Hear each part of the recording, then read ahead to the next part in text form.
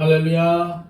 우리에게 오늘 주신 하나님을 찬양하며 오늘도 하나님께 순종하는 삶을 살아가시는 저와 여러분이 되시기를 소망합니다.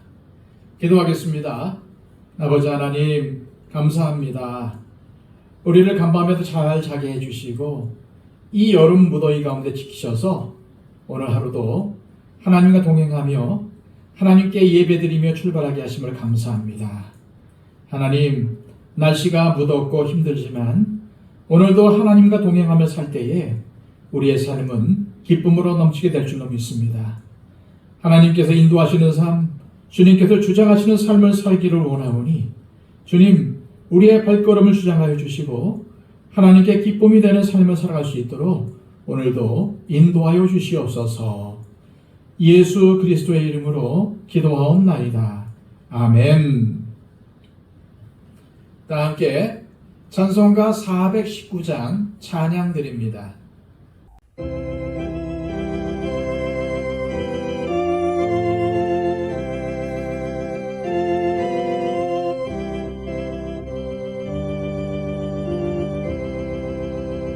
주 날개 민 내가 편한 이 시내 밤깊고 비바람 불어쳐도 아버지께서 날 지켜주시니 거기서 편한 희실이로다. 주 날개 및 평안하다. 그 사랑 끈을 잡으뇨. 주 날개 및 내 쉬는 영원히 거기서 살리. 주 날개 민 나의 피난처 되니 거기서 쉬기를 원하노라. 세상이 나를 위로치 못하나 거기서 평화를 누리리라. 주 날개 및 평안하다. 그 사랑 끈을 잡으뇨. 주 날개 민 내 쉬는 영원히 거기서 살리. 주 날개 민 참된 기쁨이 있네. 고달픈 세상 길 가는 동안 나 거기 숨어 돌보심을 받고 영원한 안식을 얻으리라. 주 날개 및 평안하다. 그 사랑 끈을 잡으뇨. 주 날개 민 내 쉬는 영원히 거기서 살리. 이 시간 우리에게 주시는 하나님의 귀한 말씀은 구약성경 잠언 23장 1절에서 14절까지의 말씀입니다. 구약성경 936쪽입니다. 네가 관원과 함께 앉아 음식을 먹게 되거든 삼가 네 앞에 있는 자가 누구인지를 생각하며 네가 만일 음식을 탐하는 자이거든 네 목에 칼을 둘 것이니라. 그의 맛있는 음식을 탐하지 말라. 그것은 속이는 음식이니라. 부자가 되기에 애쓰지 말고 네 사사로운 지혜를 버릴지어다. 네가 어찌 허무한 것에 주목하겠느냐? 정령이 재물은 스스로 날개를 내어 하늘을 나는 독수리처럼 날아가리라. 악한 눈이 있는 자의 음식을 먹지 말며 그의 맛있는 음식을 탐하지 말지어다. 대저 마음의 생각이 어떠하면 그 위인도 그러한즉 그가 네게 먹고 마시라 할지라도 그의 마음은 너와 함께 하지 아니함이라. 네가 조금 먹은 것도 토하겠고 네 아름다운 말도 헛된 대로 돌아가리라. 미련한 자의 귀에 말하지 말지니 이는 그가 네 지혜로운 말을 업신 여길 것임이니라. 예측의석을 옮기지 말며 고아들의 밭을 침범하지 말지어다. 대저 그들의 구속자는 강하시니 그가 너를 대적하여 그들의 원한을 풀어주시리라. 훈계에 작심하며 지식의 말씀에 귀를 기울이라. 아이를 훈계하지 아니하려고 하지 말라.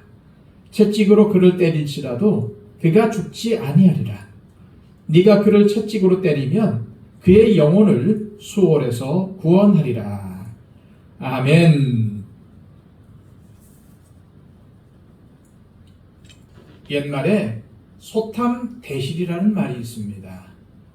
작은 것을 탐내다가 정작 큰 것을 잃게 된다는 말이죠.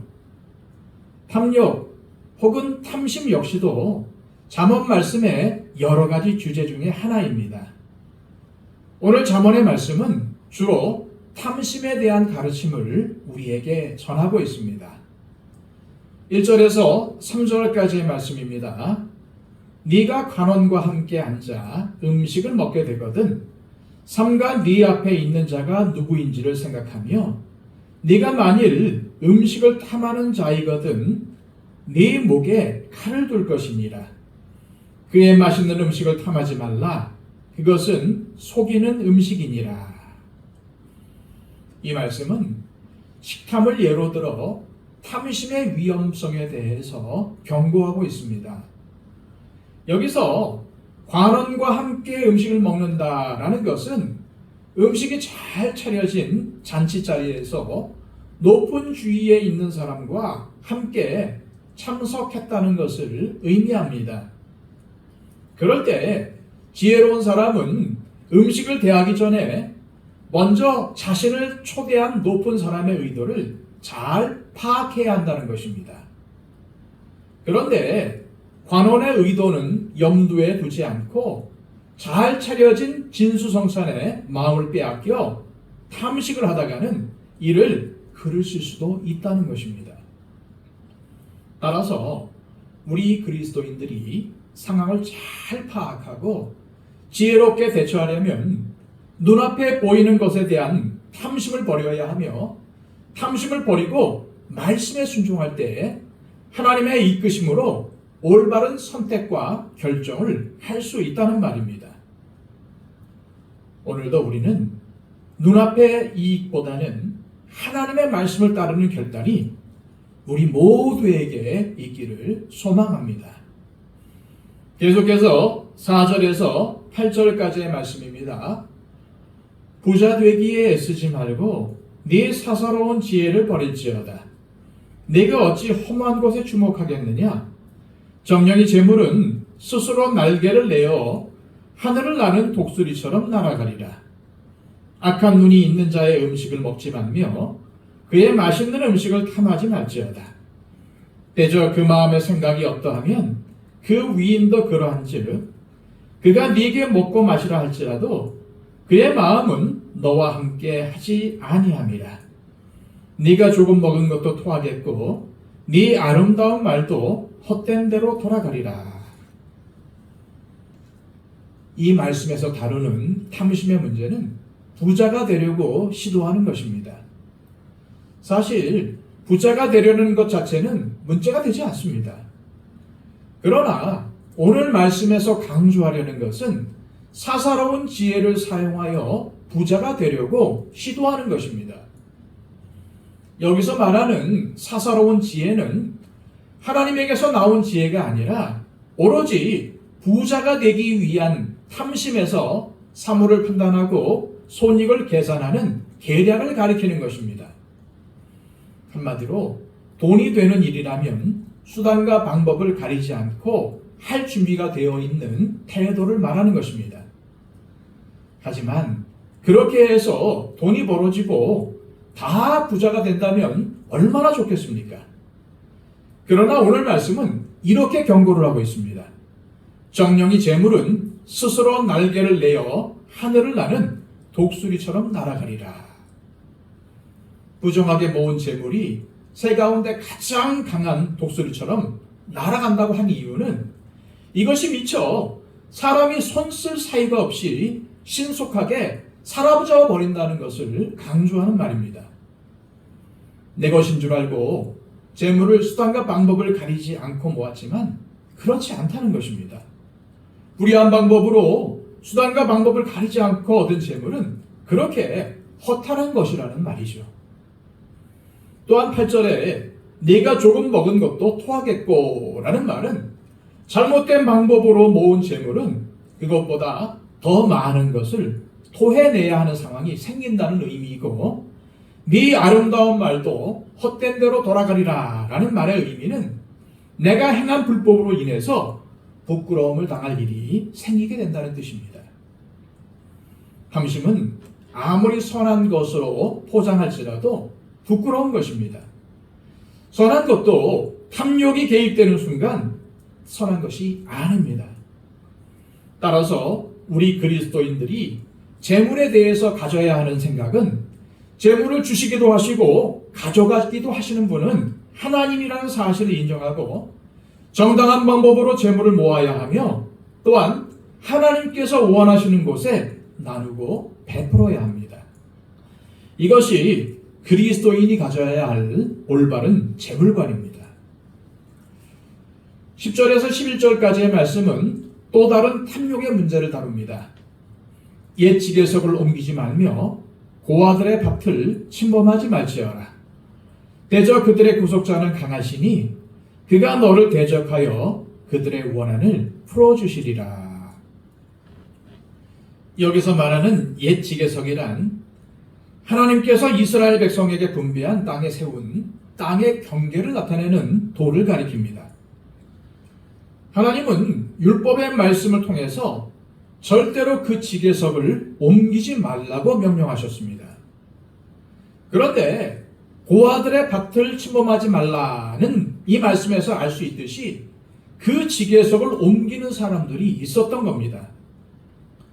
성경에 언급된 고아는 힘없고 배경 없는 사람이 대명사인데 이스라엘 백성 중에는 이러한 고아와 같은 사람들의 땅을 차지하는 경우가 종종 있었던 것입니다. 사실 이렇게 힘없는 고아들의 땅에 지게석을 옮긴다는 것은 얼마나 탐욕스러운 일입니까? 돌보고 보살펴야 할 약자들을 돌보기는커녕 오히려 그들의 것을 뺏고 자기의 욕심을 채우는 자들에 대해서 오늘 말씀은 하나님께서 구속자가 되어 그들의 원한을 풀어주실 것이라고 경고하고 있습니다. 우리 그리스도인들은 하나님께서 주신 것에 만족하며 살아가야 합니다. 그런데 우리가 하나님께서 주신 것에 만족하지 않고 탐심을 부리면 부끄러운 인생이 되고 맙니다. 왜냐하면 탐심은 그 어떠한 것이라도 우리의 삶을 파괴하고 우리를 하나님에게서 멀어지게 하기 때문입니다. 따라서 탐심을 내려놓는 일은 우리 신앙생활에서 항상 가장 우선순위에 두어야 할 중요한 원리라는 사실을 기억하시기 바랍니다. 이제 마지막으로 9절입니다. 미련한 자의 귀에 말하지 말지니 이는 그가 네 지혜로운 말을 업신 여길 것임이니라. 이 말씀이 무슨 의미입니까? 이 말씀은 영적 진리에 대해서 무감각하고 무책임한 사람들, 하나님께서 주신 것들에 대해서 감사할 줄 모르고 자신이 최고인 양 우쭐대고 있는 사람들에 대해서 분별력을 가지고 행동하라는 말씀입니다. 여기서 미련한 자는 자기의 좁은 주관과 악한 생각에 사로잡혀서 남의 말을 전혀 듣지 않는 어리석고 냉소적이며 고집 센 사람을 의미합니다. 한마디로 교만한 사람들을 말합니다. 또한 그의 귀에 말하는 것은 말로 어리석은 사람을 이해시키려고 노력하는 것을 의미합니다. 그런데 오늘 잠언의 말씀은 이런 행위가 아무 소용이 없을 뿐만 아니라 오히려 업신여김을 당한다는 겁니다. 그래서 주님은 들을 귀 있는 자들이 들으라고 반복해서 말씀하신 것입니다. 오늘 탐심의 문제를 함께 살펴보면서 우리는 육신의 정욕, 안목의 정욕, 이생의 자랑을 조심하라는 요한 1서의 말씀을 떠올리게 됩니다. 자신의 이익을 위해서 부정한 방법을 사용하고 고아의 지계석을 옮기는 탐심은 결국 하나님의 징계를 가져올 수밖에 없다는 사실을 기억하며 오늘도 하나님의 말씀에 귀를 기울여 마음에 새기고 그 말씀대로 살아가시기를 소망합니다. 이것이 탐심을 이기는 유일한 길입니다. 이 시간 기도하실 때 하나님 아버지, 우리 안에 탐심이 올라올 때마다 하나님의 말씀으로 이기게 하시고 항상 하나님의 말씀을 마음에 간직하여 그것이 우리의 삶이 되도록 애쓰는 삶을 살게 하옵소서 기도하시기를 바랍니다. 그리고 111 기도를 통해서 우리의 중보가 필요한 분들을 위해서 중보해 주시기를 바랍니다. 다 함께 기도하겠습니다.